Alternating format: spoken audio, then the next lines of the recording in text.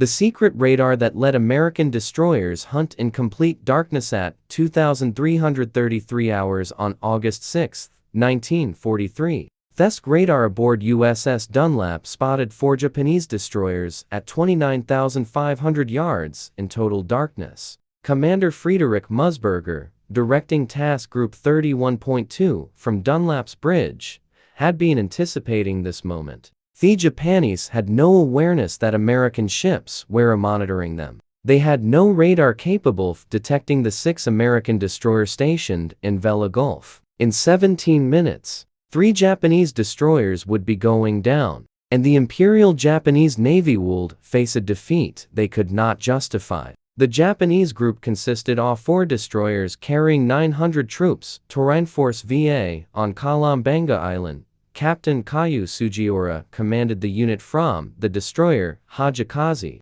His formation include Arashi and Kawakaze, both loaded with soldiers, plus Shiger, Kari-Inyo troops but serving as escort. Sugiura had used the same route through Leyte Gulf 3 times before without issue. Commander Tikahara, in command of Shiger, had objected during the planning meeting. He argued that repeating the same approach route was courting disaster. Sugiura dismissed him. The Tokyo Express supply runs had been effective for months. Japanese commanders believed their superior night combat skills would protect them. Musa's force consisted of 6 destroyers in 2 divisions. Dunlap, Craven, and Mori formed Division 1, all carrying full torpedo batteries. Lang, Asterit, and Stack formed Division 2 with reticent torpedo loads, but improved anti-aircraft guns. All 6 vessels carried SG surface search radar. For the first time in the Pacific campaign, American destroyers would operate on their own without cruiser support. The decision marked a significant shift in naval doctrine. American forces had lost nearly every night surface battle in the Solomons campaign from August 1942 through July 1943. The worst defeat occurred at the Battle off Savo Island on August 9, 1942. 4 Allied cruisers were sunk in 37 minutes. USS Aitoria lost 219 men. Usquancy lost 370. USS Vinson lost 322. Hamas. Canberra added 84 more Allied dead. The Japanese force achieved total surprise. American ships fitted with air search radar had detected contacts, but the radar returns were distorted by the surrounding islands. Guadalcanal, Savo Island, and Florida Island created a maze of radar echoes. SC radar operated at 1.5 meter wavelength. It could detect large ships at 2000 yards, but resolution was poor around islands. Operators could not distinguish ships from landmasses. The radar screen displayed everything as indistinct blips. Visual confirmation was required before opening fire. By the time American lookouts saw Japanese ships, torpedoes were already in the water. The pattern repeated through multiple engagements. Battle of Cape Esperance in October 1942. First Naval Battle of Guadalcanal in November 1942. Battle of Tassaparanga in November 1942. Battle of Kalambangara in July 1943. American ships had radar, but radar alone did not win battles. The technology existed, the doctrine to use it effectively did not. The SG radar changed everything. Developed in 1941 by the Radiation Laboratory at MIT using British cavity magnetron technology, THEST operated at 10 centimeters wavelength, microwave frequency. The shorter wavelength provided dramatically better resolution than SC radar. The SG could distinguish between a ship and an island. It displayed contacts on a plan position indicator, a circular scope showing range, and bearing simultaneously. Operators could track multiple targets while the ship maneuvered. The first operational SG radar was installed aboard USS Augusta in April 1942. Production ramped up slowly. By August 1943, most American destroyers in the South Pacific had received installations, but having radar and using it effectively were different principles. American naval doctrine in early 1943 still emphasized cruiser-led task forces for night engagements. Destroyers operated as escorts. Cruisers provide firepower. Visual targeting determined when to open fire. Radar provided warning, but the final decision to engage required seeing the enemy. Japanese forces exploited this hesitation repeatedly. Their lookouts were trained for night operations. They could spot ships at ranges where American lookouts saw nothing. Japanese torpedoes had twice the range of American weapons. The Type 93 long lancecold reached 40,000 yards. American Mark 15 torpedoes managed 15,000 yards. Japanese forces could fire first, withdraw before American ships responded, and escape in darkness. Commodore Arleigh Burke had studied these defeats and developed new destroyer tactics. Burke commanded Destroyer Squadron 23, known as the Little Beavers. He emphasized aggressive use of radar for offensive operations. Use radar to detect the enemy first close to torpedo range without being seen. Launch torpedoes silently. Use radar to guide the attack. Only open gunfire after torpedoes were running. Burke's ideas challenged standard doctrine. Many senior officers resisted. They did not trust radar enough to base attacks on electronic contacts alone, but Burke's record was undeniable. His destroyer squadron achieved multiplexes using radar-guided tactics. Rear Admiral Theodore Wilkinson, commanding amphibious forces in the South Pacific, recognized that Burke's approach worked. When intelligence indicted another Tokyo Express run TOVA on August 6, Wilkinson assigned the intercept mission to a pure destroyer force, no cruisers. Musburger Woldkommen. Musger had served under Burke and understood the new tactics. More importantly, Wilkinson gave Musburger freedom to disregard standard tactical advice. Rear Admiral Wilkins' staff recommended that Musburger avoid torpedo attacks and rely on long-range gunfire. Musburger stated his confidence in the destroyer's ability to utilize their primary weapon, torpedoes, radar-guided torpedoes. On the morning of August 6, Musburger's task group departed Purvis Bay near Guadalcanal. The 6 destroyers sailed independently. No cruisers, no battleships, just destroyers with radar and torpedoes. Musger convened a conference with all 6 destroyer captains before departure. He reviewed the battle plan in detail. Division 1 would locate the enemy with radar and launch a silent torpedo attack. Division 2 would position to cross the Japanese T and provide fire support. After the torpedoes hit, radio silence except for essential tactical reports. No searchlights, no goon flashes until the torpedoes were earning. Use the islands as background to screen American movements. Trust their radar. Lieutenant Commander Clifton Iverson commanded Dunlap. Lieutenant Commander Frank Gould commanded Starrett.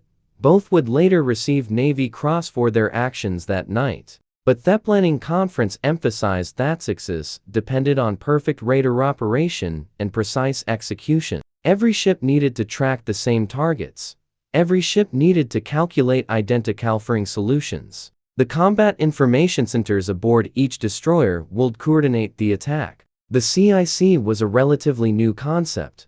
A dedicated space where radar operators, plotters, and communicators worked together to process tactical information. Most destroyers in 1943 had CICs that were cramped afterthoughts, spaces carved out of existing compartments during refits, but they worked. That evening, the task group entered Vella Gulf from the Transcribes Pate south. The night was dark, overcast skies, no moon, visibility less than 1,000 yards. Perfect conditions for radar, terrible conditions for visual lookouts. Moose's force formed into 2 columns 500 yards apart. Division A1 toppert, Division A2 to starboard. At 2300 hours, both divisions turned north and increased to 25 knots. The SG radars on all 6 ships swept continuously.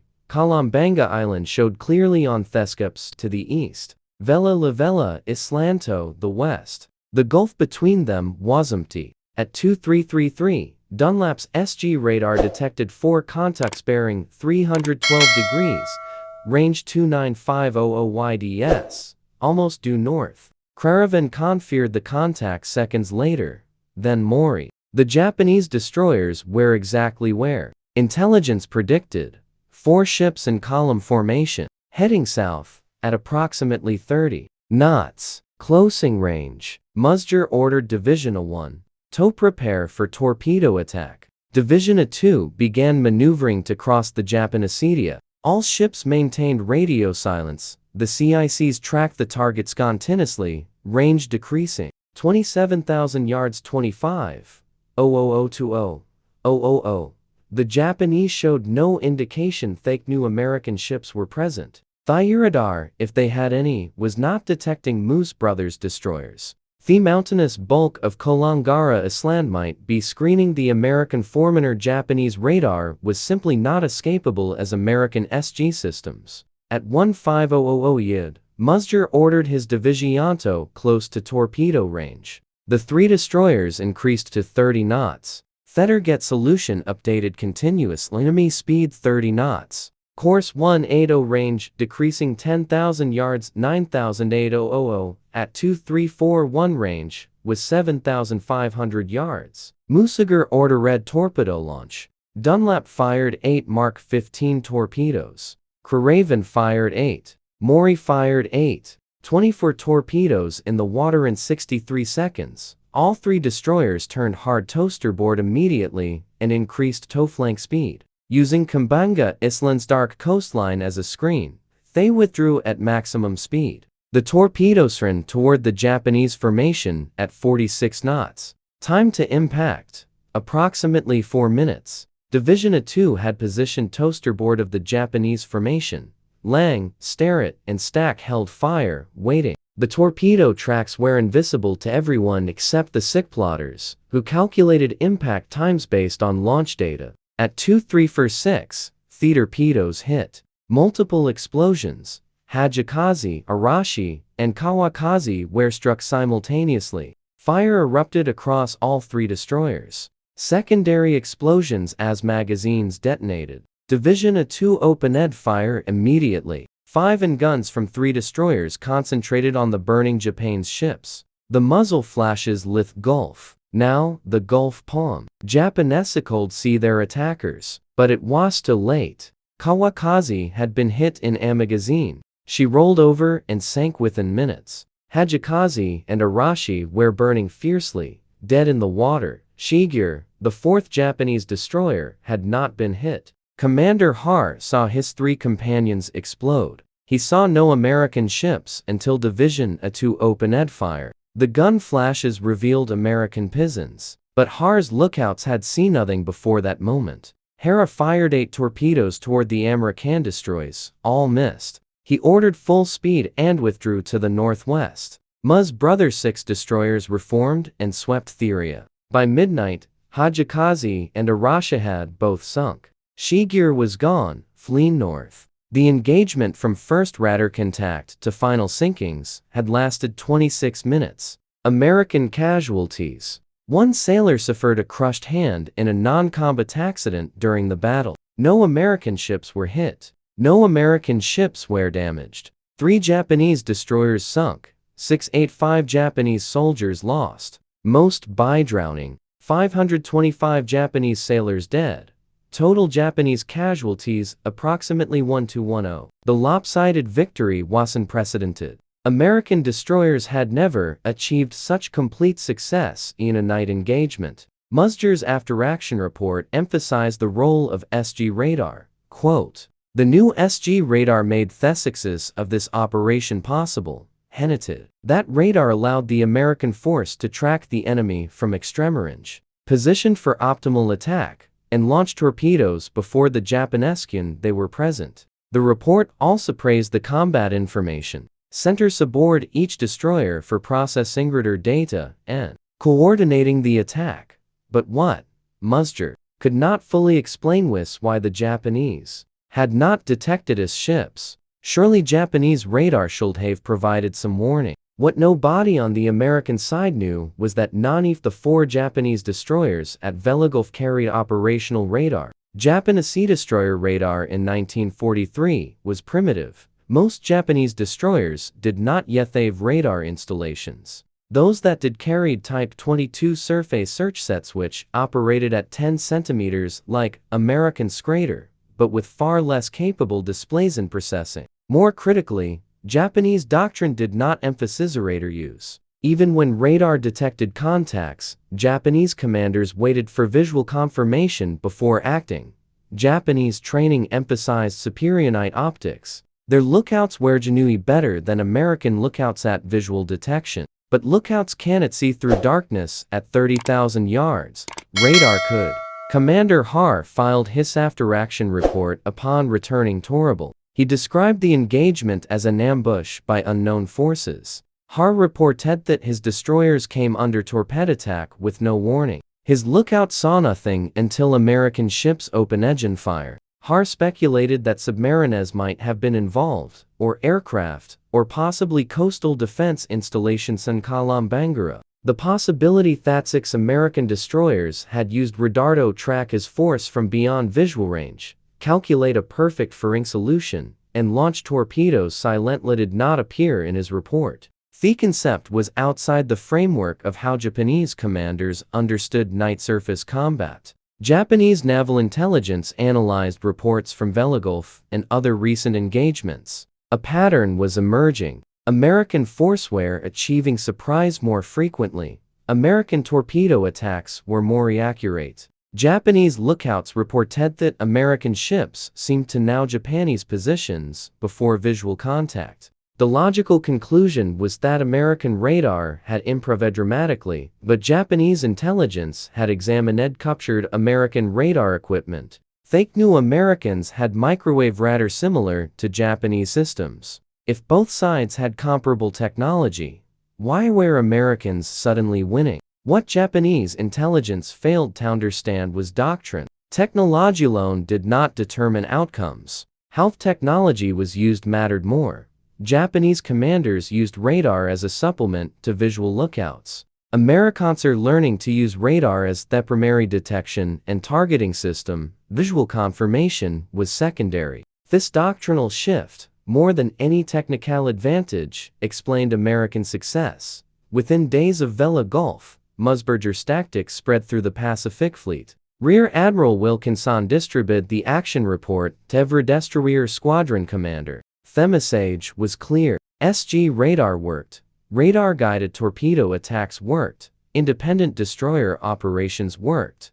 Other commanders began implementing similar tactics. On August 17, 1943, destroyers using radar-guided attacks sank 2 more Japanese destroyers near Bougainville. On September 6, an engagement resulted in 3 Japanese destroyers sunk for 0 American losses. The pattern continued. American destroyers with SG radar were winning night battles decisively. Thecal ratio reversed completely. Before Leyte Gulf, American forces typically to ships for every Japanese ship destroyed in night actions. After Leyte Gulf, Americans were destroying 2 or 3 Japanese ships for every American loss. In many engagements, American forces took no losses at all. Japanese naval command recognized the shift. By late September 1943, Japanese doctrine changed. Destroyers were ordered to avoid night engagements with American forces, unless they held significant numerical superiority. The Tokyo Express supply runs to Guadalcanal, and the Central Solomons became increasingly rare. When they did occur, Japanese forces used submarines and small craft instead of destroyers. The American destroyer force, once considered inferior to Japanese night fighting capability, had become the dominant force in nocturnal surface sea combat, but radar technology remained classified throughout the war. The Navy's Public Information Office never explained how American destroyers achieved their victories. Official press releases attributed success to superior tactics, improved training, and better torpedoes. All of those factors were true. American torpedoes had been enterable in 1942. Magnetic exploders failed. Depth settings were wrong. Many torpedoes ran beneath targets without exploding. By July 1943, most of these problems were fixed. American destroyers also had better training. By mid-1943, Officers like Burke and Moose understood night surface tactics better than their predecessors. But none of these improvements would have mattered without radar.sg. Radar provided the information necessary to execute the tactics. Radar operators in the combat information centers processed that information and provided targeting data to the bridge. The technology enabled everything else. Yet the radar operators remain anonymous. No names in action reports, no commendations for individual radarmen. The technology was classified. Discussing SG radar capabilities outside of cleared personnel was prohibited, even after the war. When radar became knowledge, the specific attribution of individual operators not documented. Official history accredited commanders. Musger received the Navy Cross for Leyte Gulf. Iverson and Gold received Navy Crosses. The captains and admirals got recognition. The enlisted men who operated the radar equipment that made the victory possible get nothing. Musger himself recognized this imbalance. After the war, when he became a rear admiral, and later a vice admiral, he made a point of telling junior officers about the importance of enlisted technical specialists. He told them that mechanics, radarmen, and technicians often understood their equipment better than officers did. He emphasized that good commanders listened to their enlisted experts. Musger specifically mentioned Gulf in the talks. He said the victory was possible because radar operators did their jobs perfectly under intense pressure. His Combat Information Center crews processed information faster than anyone had thought possible. He said torpedo crews executed flawless launches based in radar data. They had never used it operationally before. But he could not name individuals. The men who actually operated the equipment, who maintained it, who made it work when it mattered most, remained anonymous. Musger continued in Destroyer Command through 1944. He led Destroyer Division 12 through the Philippines campaign. His destroyers participated in the Battle off Leyte Gulf in October 1944, the largest naval battle in history. American force at Lee used the same radar-guided tactics Musburger had pioneered at Leyte Gulf. The results were devastating for the Japanese. American destroyers sank multiple Japanese cruisers and destroyers in night actions. The Imperial Japanese Navy lost effective control of the Philippines. By early 1945, Japanese surface forces avoided night engagements entirely. American destroyer forces dominated the night. After the war, Musger was promoted steadily. Commodore in 1945, captain in command positions through the late 1940 seconds. Rear Admiral in 1951. He commanded Military Sea Transportation System Pacific from 1952 to 1955. A critical logistics role during the Korean War. He retired as a Vice Admiral in 1956. He died on October 1 Street, 1974, at age 73. USA's Musger, a Spruant-class destroyer, was commissioned in 1978 and named in his honor. Commander Hera survived the war. Shigura, the destroyer he commanded at Leyte Gulf, survived until January 1945, when she was sunk by the submarine USS Blackfin in the Gulf Offseam. Hera transferred to other commands and witnessed the steady decline of Japanese naval power. After the war, Hera wrote a memoir titled Japanese Destroyer Captain, published in 1958. In it, he described Gulf as a perfect American victory. He acknowledged that American radar superiority had been decisive. He noted that Japanese forces had no counter to radar-guided attacks. Hera specifically mentioned that Japanese helicopters, despite their superior training, could not compete with electronic detection. He died in 1980. Captain Kajisugira, who commanded the Japanese force at Leyte Gulf, survived the sinking of Fujikaze. He was rescued and returned to Rabaul emaciated and in disgrace. He was later appointed captain of the heavy cruiser Haguro. He was killed when Haguro was sunk by British destroyers off Malaya in May 1945. The Royal Navy destroyers used radar to track Haguro in darkness and launch torpedoes from beyond visual range. The same tactics that destroyed Segura's destroyers at Leyte Gulf destroyed his cruiser 22 months later. The SG-Rod remained in service aboard American destroyers through the end of the war.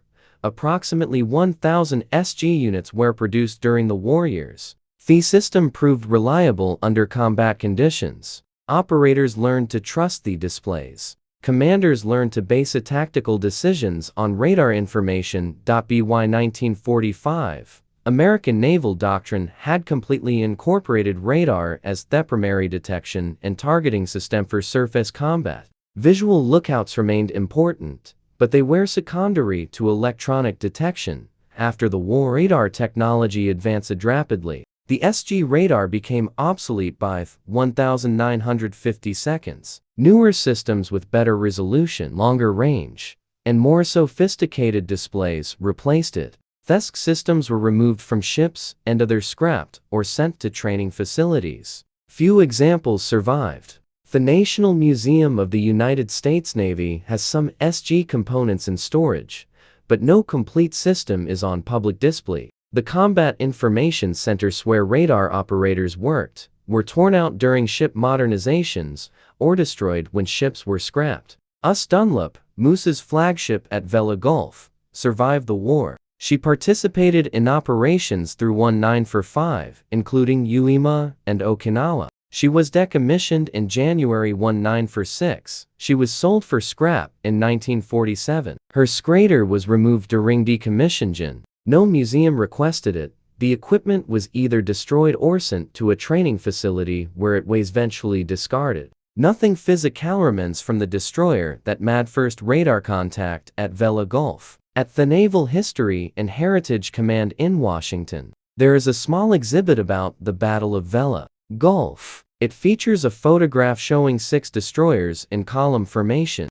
The caption labels them as Musburger's task group. It describes the battle as the first successful independent destroyer action in the Pacific Campaign. It states that the engagement marked a turning point in night surface warfare. It does not mention SG radar. It does not mention the combat information centers. It does not mention the radar operators who detected the Japanese force at 29,500 yards and tracked them to torpedo range. Their contribution remains invisible. This is how technological change emerges in warfare, not through deliberate programs or high-level decisions alone, but through the intersection of new tools, new doctrine, and individuals willing to trust unfamiliar technology. The SG radar existed in 1942. It took until August 1943 for commanders to trust it enough to base attacks on radar contacts alone. That trust came from officers like Musager, who recognized that the old doctrine was costing American sailors their lives. It came from radar operators who kept their equipment in flawless condition and delivered accurate information under combat pressure. It came from enlisted men whose names were never recorded, but whose efforts altered the course of the Pacific War. The Battle of Leyte Gulf proved that radar-guided night attacks could produce decisive results with minimal American losses. That lesson spread quickly. Within months, every American destroyer commander in the Pacific understood the new methods. Within a year, Japanese surface forces had essentially conceded control of the night to American radar-equipped ships. The technological edge that Japanese forces had held since 1941 vanished. The innovation did not originate in a laboratory or a planning conference. It arose from placing the right technology in the hands of skilled operators and trusting them to use it. If you found this story as compelling as we did, please take a moment to like this video. It helps us share more overlooked stories from the Second World War. Subscribe to stay connected with these untold histories. Each one matters. Each one deserves to be remembered. And we would love to hear from you. Leave a comment below telling us where you are watching from. Our community stretches from Texas to Tasmania, from veterans to history enthusiasts. You are part of something special here. Thank you for watching, and thank you for helping keep these stories alive.